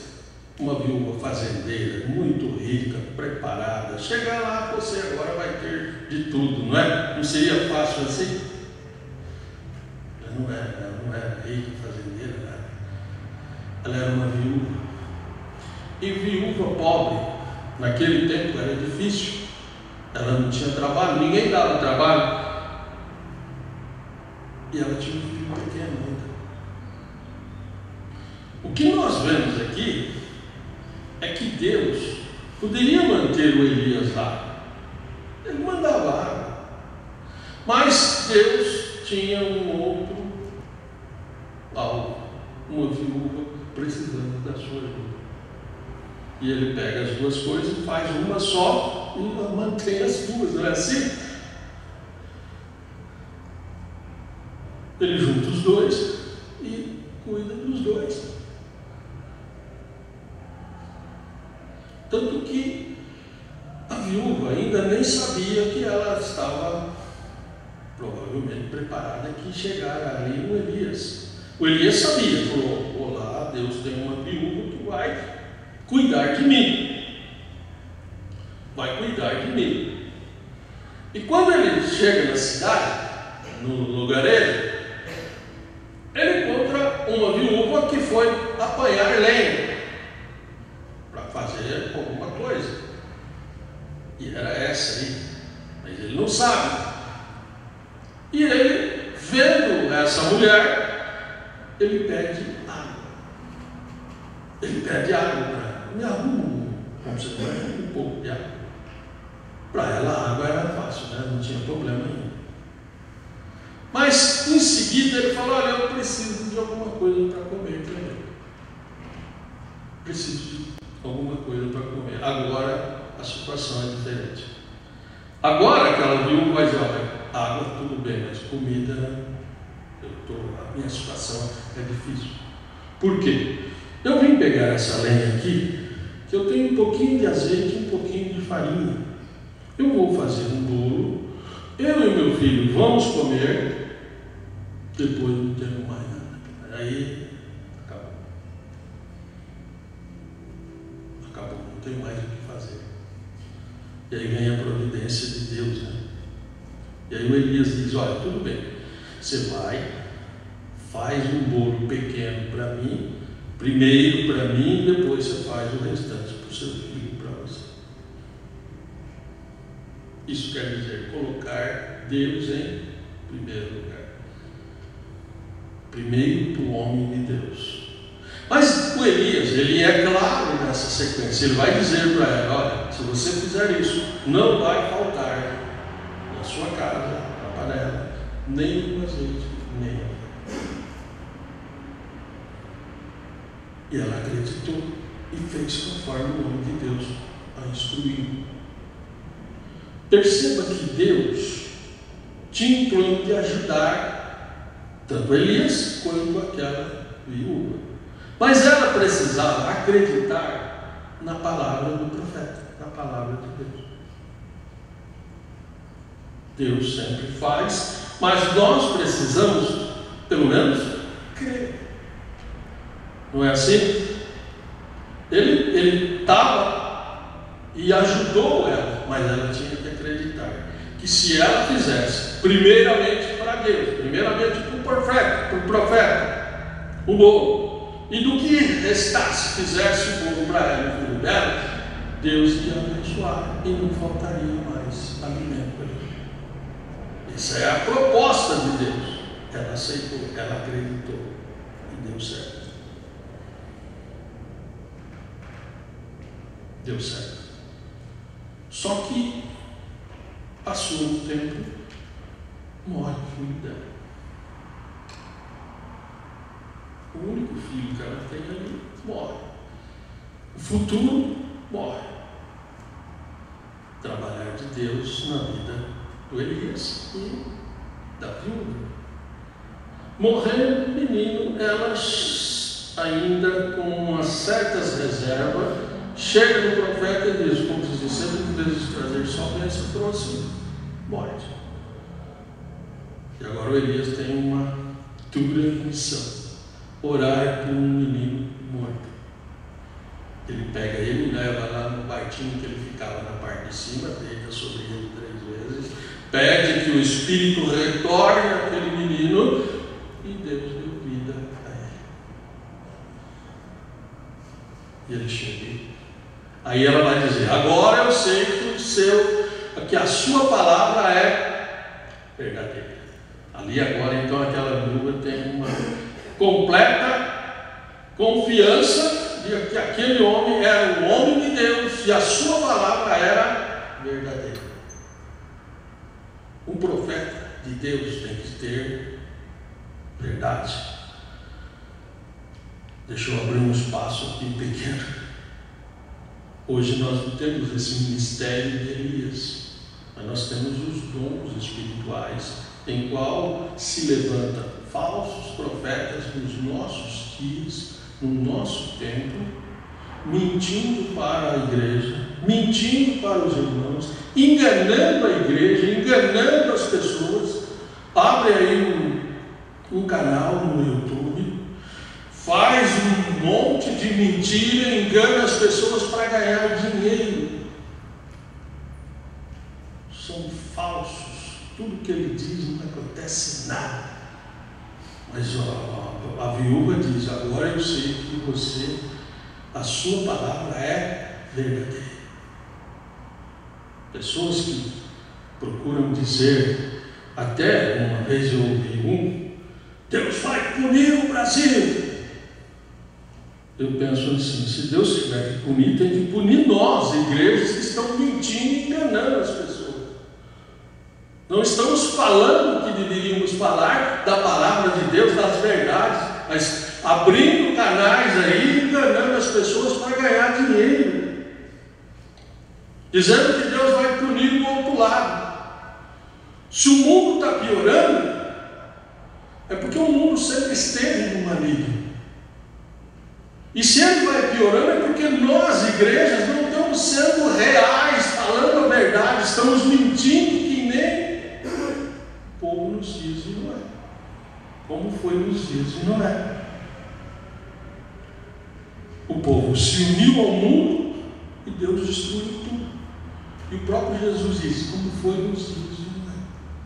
Então, os nossos dias hoje difíceis. Estou abrindo esse espaço para que nós estejamos atentos. Não estou colocando que vocês estão nesse meio, mas nós estamos correndo o risco de ser envolvido por essas pessoas. Conheço assim, ele tem 2 nomes. Em um canal ele é um nome, em outro ele tem outro nome, falando profecias, prometendo que vai acontecer coisas, e ele tem 2 nomes. Então é os dias difíceis. Aquela mulher disse, agora eu sei que a tua palavra é verdadeira. Tomamos cuidado para acreditar em alguém. Vamos conhecer quem ele é, como ele fala. A pessoa tem uma igrejinha lá num lugar distante e ele abrange o Brasil, enganando muita gente. Amém? Então, o Elias tinha a palavra verdadeira. Ele tinha a palavra de Deus. Que hoje nós temos. Não que as profecias não sejam corretas. Não que todos estão errados. Não que não existe, que Deus não fala. Mas nós temos que estar atentos tomar cuidado para não sermos enganados, para não acreditar em pessoas que não conhecemos de quem ele é, só ver o seu rosto lá e ele falar um monte de coisa e às vezes nos induz a ficar vendo aquilo e ele ganhando dinheiro. Tem verdadeiro? Tem. Mas tomamos cuidado.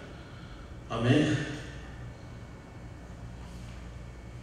Capítulo 18, na sequência.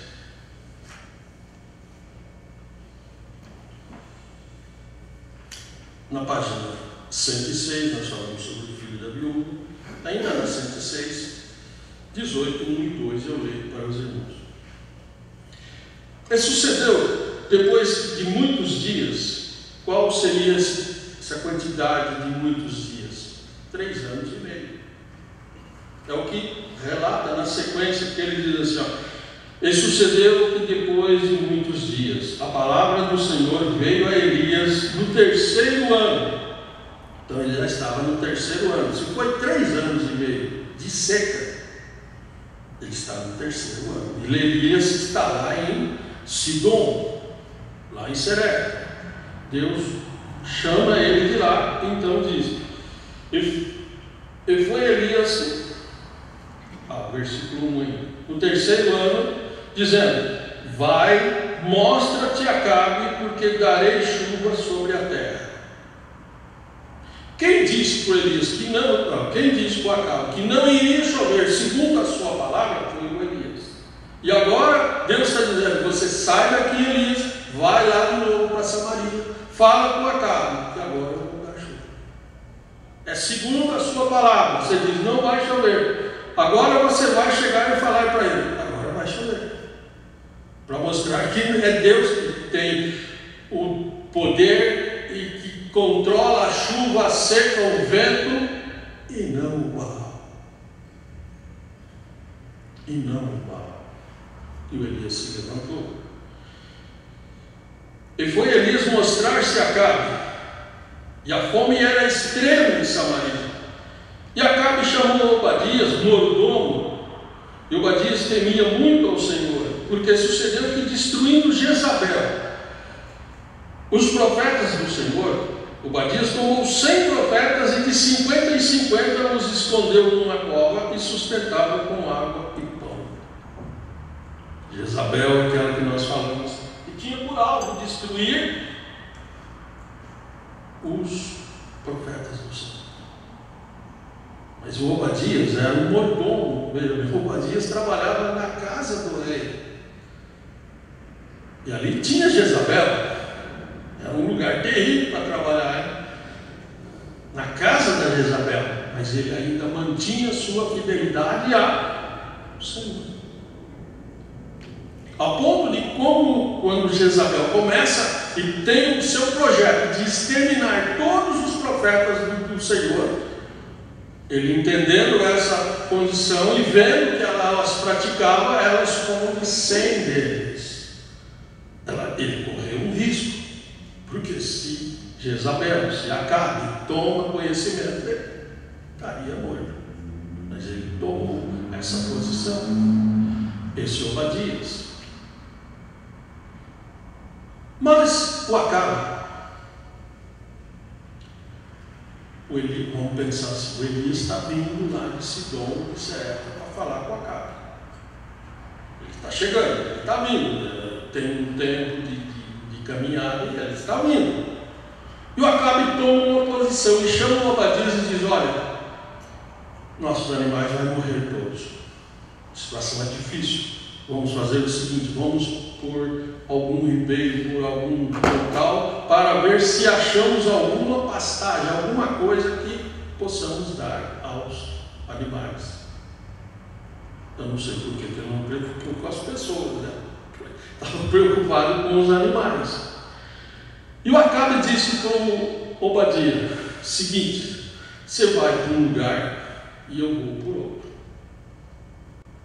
Mas provavelmente o Obadias sabia o local que o Acabe iria. E ele sai. E quando ele sai, quem encontra o profeta? O Obadias. Encontra o Elias. quando ele encontra o Elias reconhece que é o profeta. O Obadias reconhece que é o profeta. Como que ele conhecia? Pode ser que quando Elias estiver lá para falar com Acabe, ele possa ter visto. E agora ele vê ele voltando ali, antes de chegar diante do palácio, diante de Acabe. E ele pede que o Obadias vá chamar o Acabe. E Obadias usa o termo de dizer: olha, você quer me matar? Porque se eu for chamar o Acabe e volto aqui, o Espírito do Senhor te levou para outro lugar, como aconteceu, eu estou morto. Mas o Elias diz: não pode ir, que dessa vez eu vou falar com ele sem problema.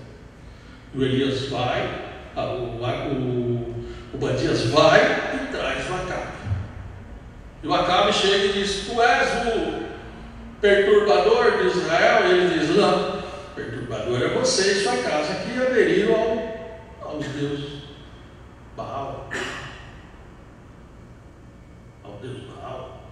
Porque nós vamos ver na sequência que o Acabe procurou o Elias nesse tempo, como eu disse, começa a secar, começa a não chover, começa a ter dificuldade. O Acabe entendeu, o problema não era o Baal, não era eles, ele entendeu que o culpado era o Elias. E ele passa a procurar o Elias em todos os lugares, em todas as nações próximas, a ponto de que ele levava aquelas pessoas a jurar e a prometer que olhou em todos os seus termos e não achou Elias. E ele não estava muito longe. Mas o Elias propôs uma batalha. Antes de falar que ia chover, antes de dizer que Deus tinha uma palavra de novo a respeito da chuva, ele propôs uma batalha, um desafio. E disse: chama os profetas de Baal, o profeta de Azera, o povo, reunamos e vamos por um debate, por um desafio. Vocês servem a Baal, vocês servem a Astorete, tem aí milhares, quase 1000 profetas, todos eles. Se unamos, vamos fazer um altar. Eu vou ter um animal para mim e vocês têm outro. E nós vamos desafiar para ver quem é Deus de verdade. E o Acabe aceitou. Agora, outra coisa, por que Deus mandou o Elias falar com o Acabe, tanto no primeiro dia, lá do 17:1, quanto agora? Porque Deus quer que o maior tenha conhecimento para que chegue ao menor. Não é falar com o pequeno aqui que ficava por ali, mas ele manda falar com o maior, com o rei, com a autoridade máxima, para que dele chegue às pessoas de todo o reino. Deus falou com o maior, com a maior autoridade daquele lugar, o rei Acabe. E ele propõe. E ali então o Acabe aceita. Não é assim? Os profetas aceitam, todos eles aceitam. Esse tempo a gente não sabe quanto tempo levou. Bom, está marcado. Aonde? No Monte Carmelo. E até o irmão comentou que o Monte Carmelo era um lugar onde os espíritos usavam-se fazer, ou manifestar, nesses lugares. Então o Elias, ele não escolheu o lugar para dizer: você escolheu o lugar, ele deixou para que eles, e colocou como se esse debate, esse desafio fosse no lugar que eles entendessem ser também o melhor. Mais ou menos assim, é como se fosse fazer um desafio com o espírita e falar: eu vou lá no seu centro espírita, é lá que nós vamos fazer. Não é na igreja, nem, não é lá, já que você quer, então é lá. Então eles foram para o Monte Carmelo. Provavelmente teve um tempo para que se reunisse tudo aquilo. O Acabe chamando o povo, né? Deve ter um tempo, alguns dias. Olha, o Elias propôs uma batalha. Vamos lá. Olha, vai ser tal dia lá no Monte Carmelo.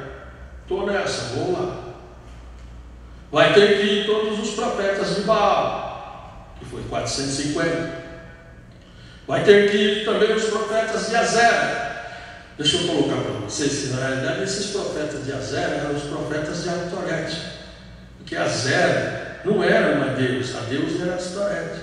Azera era a árvore ou a madeira em qual a deusa se manifestava. Ok? E ali então, nesse dia marcado, se reuniu muita gente. Só os profetas tinham 850. E o povo que veio não está registrado. Então aquilo era um local com muita gente. Representando o Baal Astorete, profetas de todos eles. O altar foi feito. Elias tem a sua vítima aqui, o seu bezerro. Passa o deles. E Elias ainda diz: olha, vocês são muitos, vocês começam. Elias sempre deu a oportunidade para que eles não tivessem aquela, se fosse assim. Não, começam vocês. E foi pela manhã, o sacrifício pela manhã. E esses profetas começaram a clamar. O Elias não deu um tempo determinado para dizer: olha, vocês têm X tempo. Não, vocês têm o tempo que for necessário. Para não dizer: olha, se fosse mais um pouco ia acontecer. Não, você tem todo o tempo. Você vai até a hora que você quiser. Não tem mais jeito. Ao ponto que passou o tempo, passou horas, e o Elias começa até a zombar, né? Dizer: olha, clama mais alto. Pode ser que o Baal foi viajar.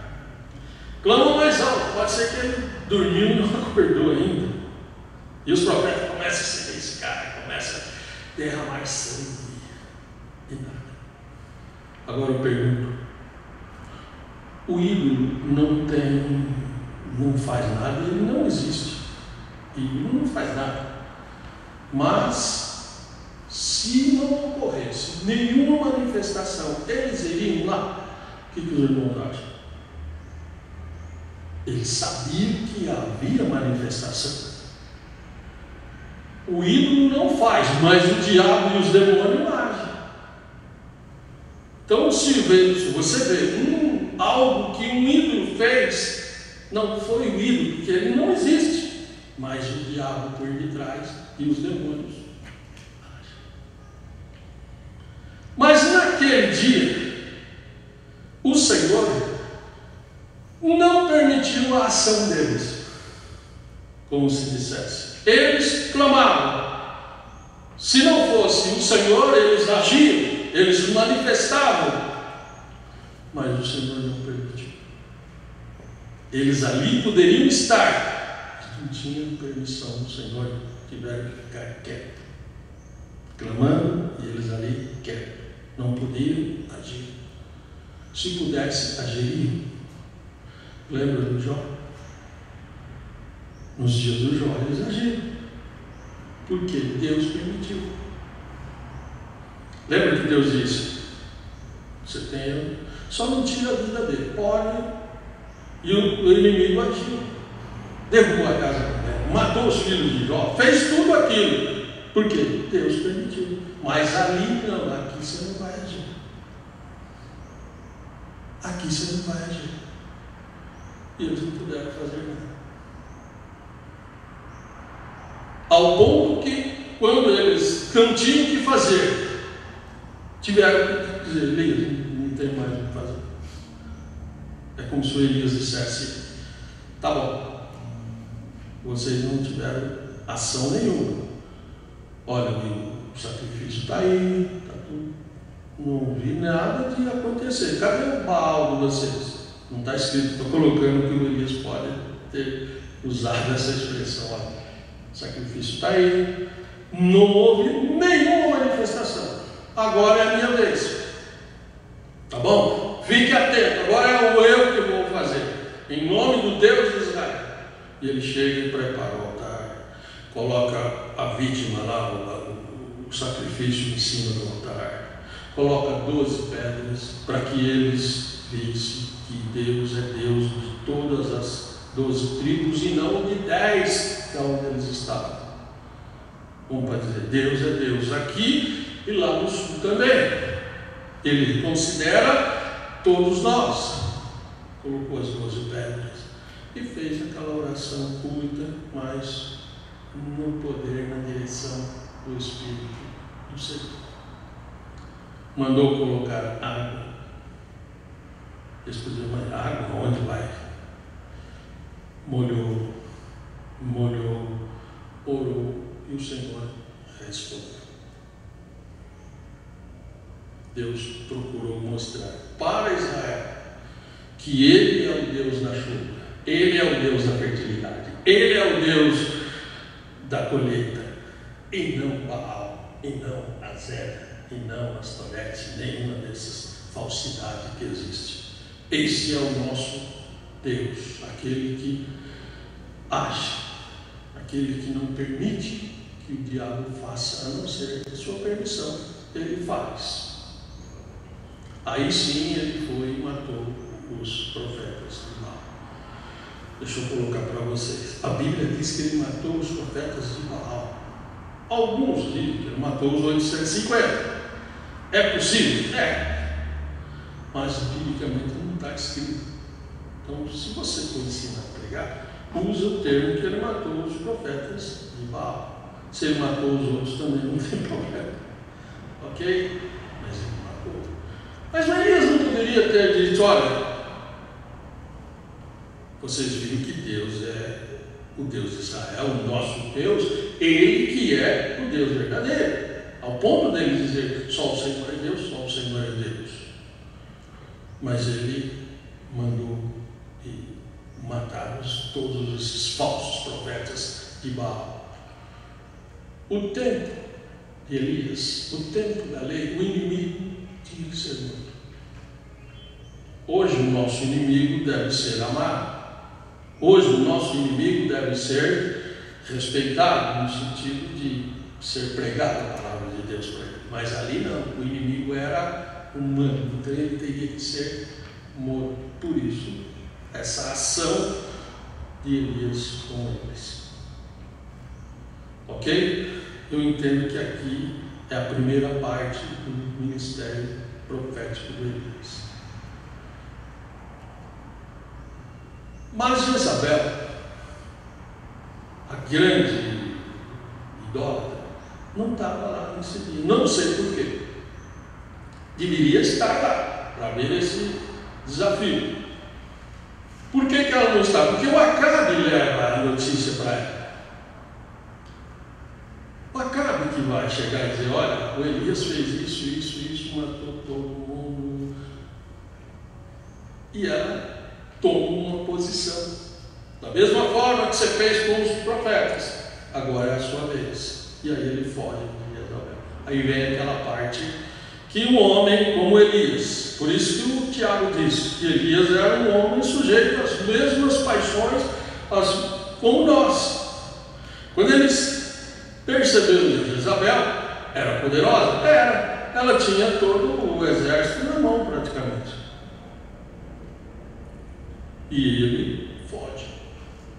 Daí vem essa parte difícil do Elias, em qual o irmão até coloca que ele pode ter passado por uma depressão, ele está sozinho, perseguido. Ele sai de lá de Samaria e vai lá para Beerseba, sul de Israel. Isso quer dizer que ele sai do norte, lá do reino do norte, e vai para o reino do sul, lá perto do Egito. Hoje quem vem do Egito e entra em Israel, chega em Beerseba, como está aí, é essa área ali perto do deserto do Negueb. Lá ele deixa o seu moço fugindo de Jezabel e entra no deserto. Quando ele encontra então um zinco, uma árvore, um lugar no deserto difícil de achar, mas ele acha, e ali ele pede até a morte. Senhor, ficou só eu. Estou sendo perseguido. Se sente perseguido, se sente em uma situação difícil, e dali o Senhor alimenta ele também, porque ele come e bebe 2 vezes e vai à frente, ele vai até o Monte Sinai, lá em Horebe. Hoje essa área pertence ao Egito. Monte Sinai, ele vai longe. O irmão coloca aqui só até ali em Beersheba, 200 quilômetros, mas ele vai à frente. E é lá que o Senhor também não deixa de estar com ele. Ele está lá na caverna e o Senhor diz: Elias, o que você está fazendo aqui, Elias? E lá o Senhor chama ele para fora. E ali ele é revigorado, fortalecido. E o Senhor, como se disse, ainda tem alguma coisa para fazer, Elias. Daqui você vai voltar, ungido o rei da Síria, o seu sucessor Eliseu e um dos filhos do Acabe, que iria ser o sucessor de Acabe. Aí então ele, revigorado, ele volta para Samaria. E lá, dentro da nossa sequência, a Batalha do Carmelo, na página 107, quando ele volta, ele usa os falsos profetas 110. O Senhor, ainda até o 112, a batalha. Os profetas são mortos 113. 116, Elias, profeta do fogo, né? A reação de Jezabel, quando ele então ora e o Senhor atende a sua oração. Jezabel decreta a morte de Elias, página 116, depois na 117, Elias, um homem semelhante a nós, como o irmão colocou. Agora a sua saída de Samaria, e ele vai até Beersheba, vai até Horebe, fugindo da Jezabel. No Negueb, ele encontra-se ali onde ele pede a morte, né? Elias no monte, lá em Horebe, página 126 e 128, Deus chama Elias para fora e ele sai da caverna.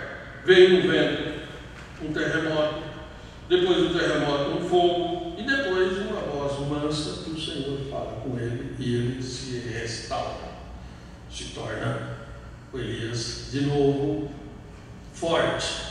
E a página 130 eu coloco como a segunda etapa, a terceira etapa, perdão, quando agora ele vai voltar, e aonde o Senhor diz: unja a Razel e a Eliseu, onde ele tinha que cumprir os seus últimos trabalhos aqui na terra. Ele não ungiu o filho de Acabe, porque o Acabe acabou se arrependendo daquela ação que ele fez na morte de Nabote, da vinha. Não que ele se arrependeu de ser salvo, não, ele se arrependeu da ação que ele fez. E Deus, no plano que tinha para com ele, adiou para acontecer nos dias do seu filho. E aconteceu nos dias do filho dele, não até do Acasias, mas do Joram. Aí Deus puniu toda a casa do Acabe. Na página última que nós estamos fechando, Elias e os profetas. O profeta que não provou a morte. Mas quero ver com vocês ainda. Aqui a gente viu Elias no reinado de Acabe. Porque quando ele volta, ele tem uma mensagem dura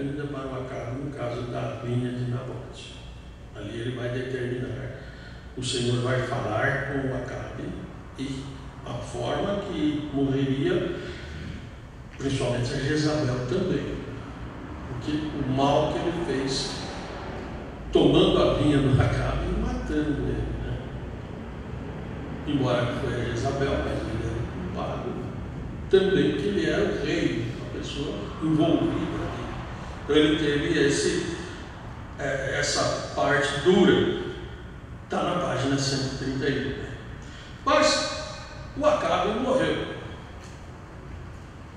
E o seu filho Acasias, que reinou 2 anos, ainda foi no tempo de Elias. O que aconteceu no ministério de Elias no tempo do Acasias? No tempo do Acasias. Segundo livro de Reis, capítulo 1, vou ver para vocês. Segundo livro de Reis, capítulo 1.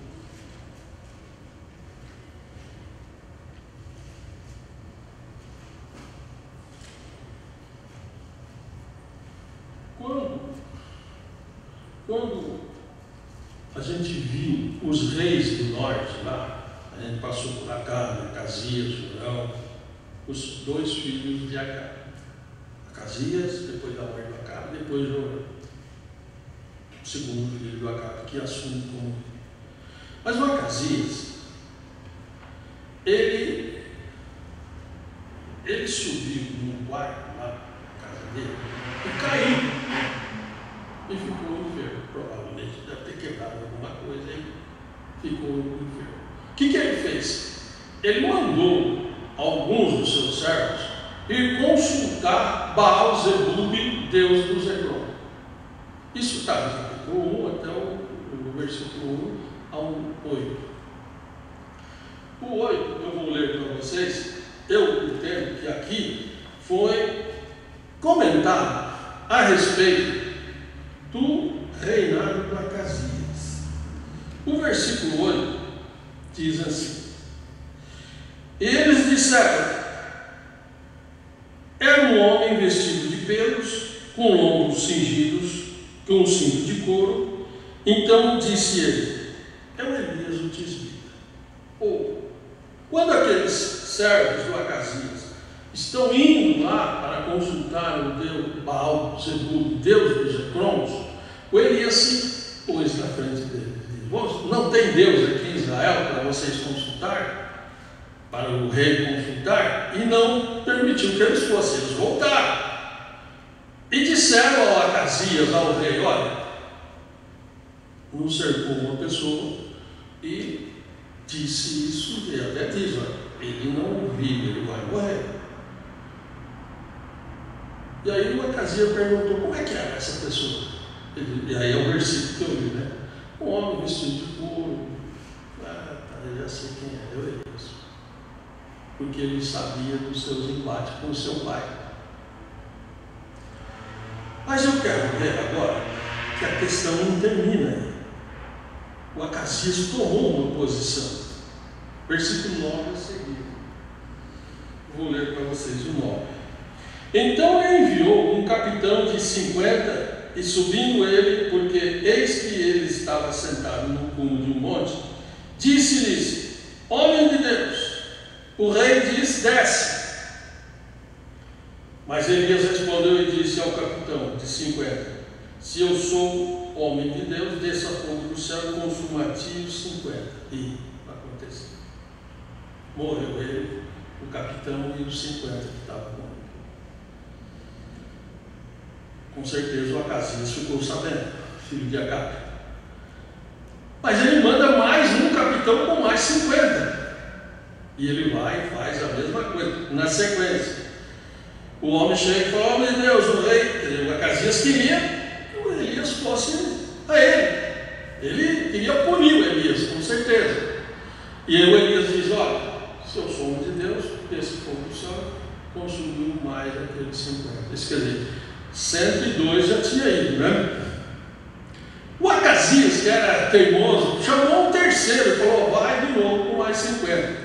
A questão era que ia morrer 153, mas esse não, esse foi um tanto diferente. Ele se ajoelhou diante de Elias e aí o Espírito de Deus disse: pode ir com você. Aí ele vai em frente ao Acasias e repete aquilo que ele tinha falado lá. O Acasias não pode punir.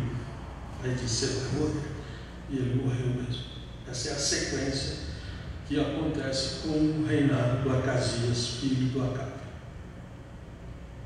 No capítulo 2, o tempo já fechou, capítulo 2 e o versículo 11 termina aqui o ministério de Elias.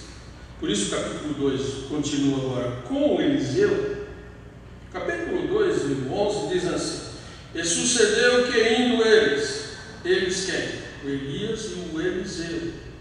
E sucedeu que indo eles, o Eliseu está onde Elias ia, ele ia também, porque ele sabia que Elias tinha uma promessa de ser tomado pelo Senhor.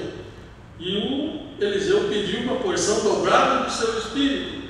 Mas o Elias disse: se você estiver comigo de ver tudo isso, vai ser concedido, senão não. E o Eliseu ficou atento. E aqui diz assim: indo eles, os 12, andando e falando, conversando, eis que um carro de fogo, com cavalos de fogo, os separou um do outro, e Elias subiu ao céu num redemoinho. Então, dá uma olhada no início do capítulo 2, está escrito assim: Elias é levado ao céu num carro de fogo. Não é assim que está no epígrafe aí? Às vezes o pregador vê isso aqui e prega isso, mas o versículo diz que Elias foi num redemoinho. O carro de fogo separou Elias do Eliseu. Ele não foi no carro de fogo, mas ele foi. Amém? Aqui termina o ministério do Elias. É um pouco sobre o Elias. Sempre é bom conhecer um pouco mais e ter noção daqui do que fez esse homem de Deus. Deus tinha para ele esse final feliz. Não somos todos, cada um Deus tem o seu, mas com Deus sempre se cabe bem estar servindo a Ele. Amém? Deus abençoe os irmãos. Vamos orar ao Senhor.